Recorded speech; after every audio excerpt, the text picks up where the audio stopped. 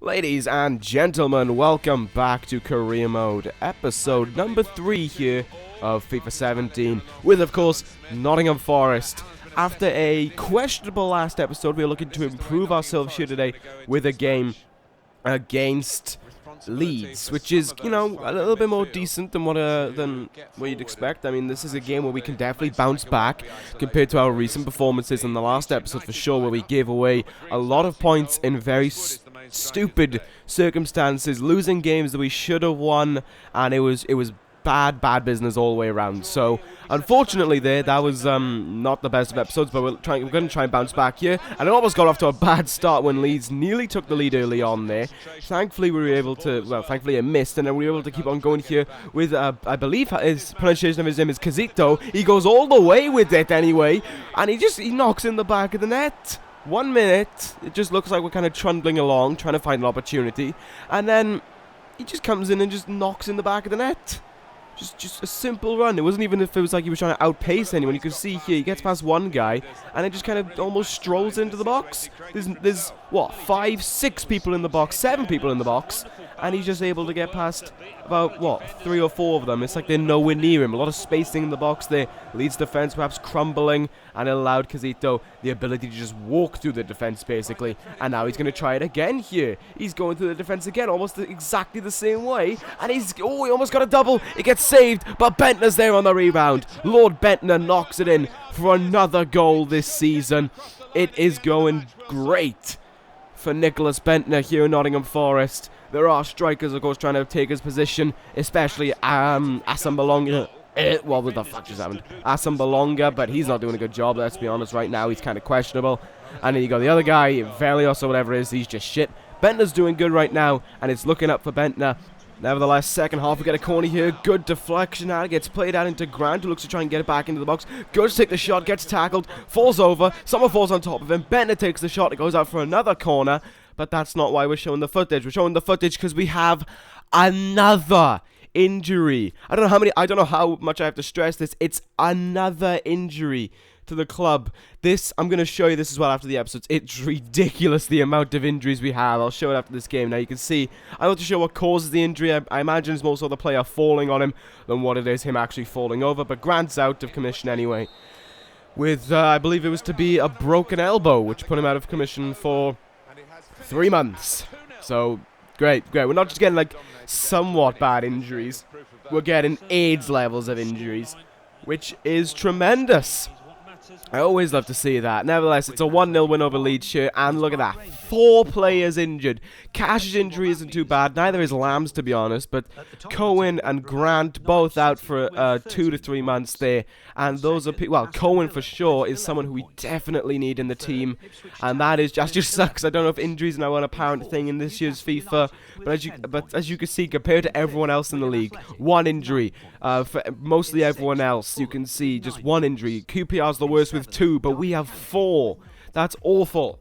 Anyway, last episode I believe I was on about potentially buying a new goalkeeper, and decided to settle eventually after looking through a load of goalkeepers, thanks in the most part to a friend of mine who also recommended this career mode. See, it took me 3 episodes, but I finally mentioned that you told me to do this, and there you go. Went for the offer for Wellenreuther anyway. And then they accepted it. I knew he was not going to be someone who was going to join on 9k a week, because that's just how people work in this game if you're a championship team. So a little bit more money, and wouldn't you know it, he accepts. I'd like to point out, by the way, this was done on deadline day. There wasn't a whole lot going on deadline day on our behalf, so it was just us sending in transfers. No one really wanted to buy players off us. Anyway, there you go. You see Pereira there. Not the Man United Pereira, I believe, from Fulham's career mode. This is a different one, and sent in a loan offer for him for the full aspect of, well, I need more players, basically. You need more central midfield players with Cohen and Grant out, you know, and with, well, Cash coming back. But then again, we always have a bit of a problem with getting the midfielders all match fit and ready, so had to get that resolved. Anyway, there's the stats of Wellenreuther and Pereira. Looking good. Wellenreuther, 73 rated, 20 years old. I think we're going to get something out of this guy in this career mode.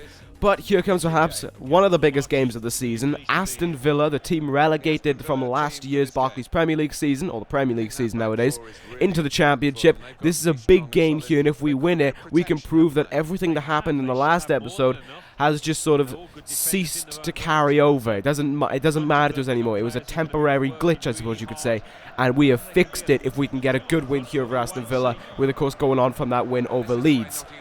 So there you go. There's the lineup we took there. It was an international break, so we were able to play Bendtner 2 games in a row, and it started off pretty badly.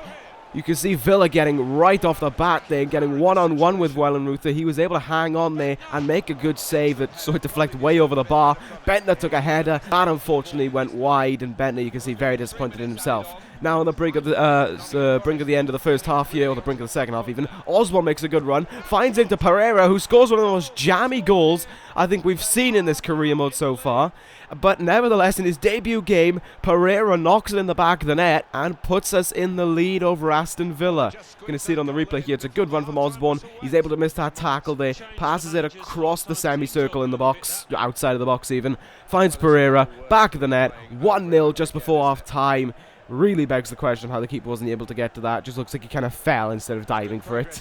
But it's 1-0, and I'll take that. And then, oh dear, start of the second half, let the controversy ensue. Over comes the referee after that tackle. It's a one-on-one circumstance, so it's a red card. I can't, I'm not going to try to pronounce his name again, but I can't argue against it. It is a one-on-one circumstance. It's a late tackle. Yes, it's from the side and not from the back, but you don't tackle like that in a one-on-one situation, so the red card was deserving. Nevertheless, you're moving just a few minutes on now. Ben Osborn intercepts a throw, tries to go far, gets tackled, goes down, and would you like to guess what's next? It's another injury. Ben Osborn, who I said in the last episode was one of the key players for this season, is out. Oh, yay. He is out with an injury, another injury. This is just what we need. Another broken elbow, by the way. And that's another 3 months without Ben Osborn. Took a risk there, but also by going without a left back. You're going to see the replay here, and you're going to really question, how did he manage to break his elbow?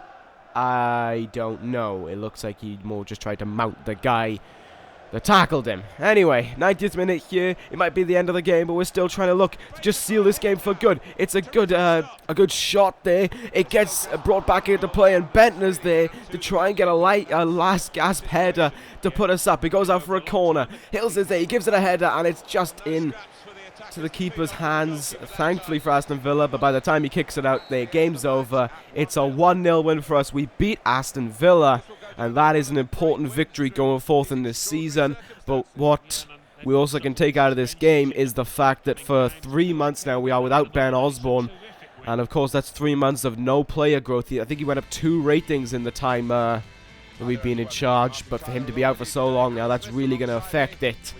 Player growth for Ben Osborn's going to be difficult going on, especially when we get into the Prem, when he could be getting less game time because we'll be bringing in more marquee signings. So that was a real big problem. Of course, he's now going to be out until around about the January transfer window.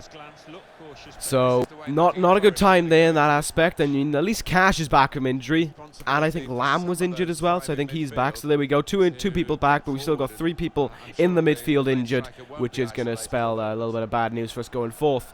Anyway, we have Rotherham here, and their first shot of the game is a goal. Wellenreuther there, real questionable in this game. Not the best performance, not a performance I'd expect out of a goalkeeper as well, that we just paid a little bit of money for.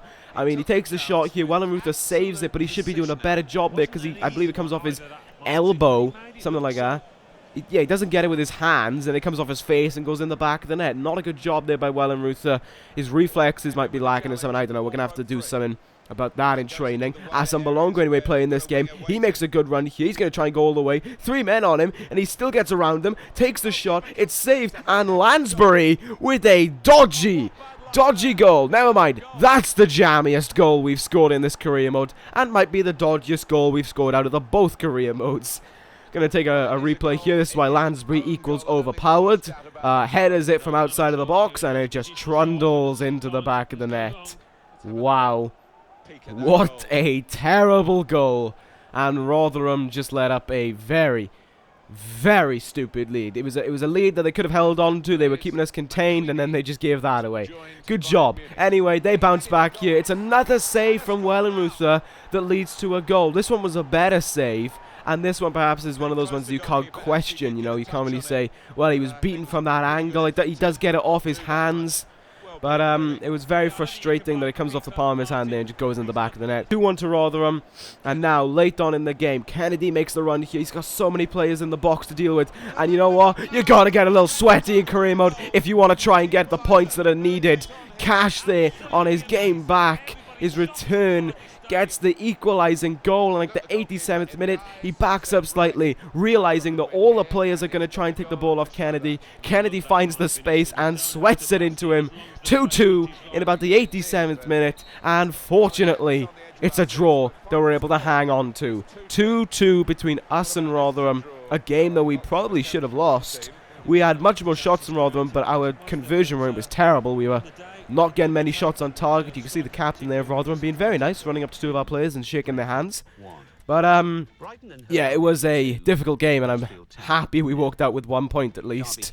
So there we go. There's the table here to finish off the episode. As you can see, Norwich are still running away with this one. Now 5 points clear of Newcastle and Birmingham and Villa and Ipswich. Meanwhile, we're coming back. We're in 9th, and hopefully this run can continue on for the next 4 episodes. But as always, that is going to end this episode of Career Mode. Thank you guys for watching. Take care, guys, and ta-ra!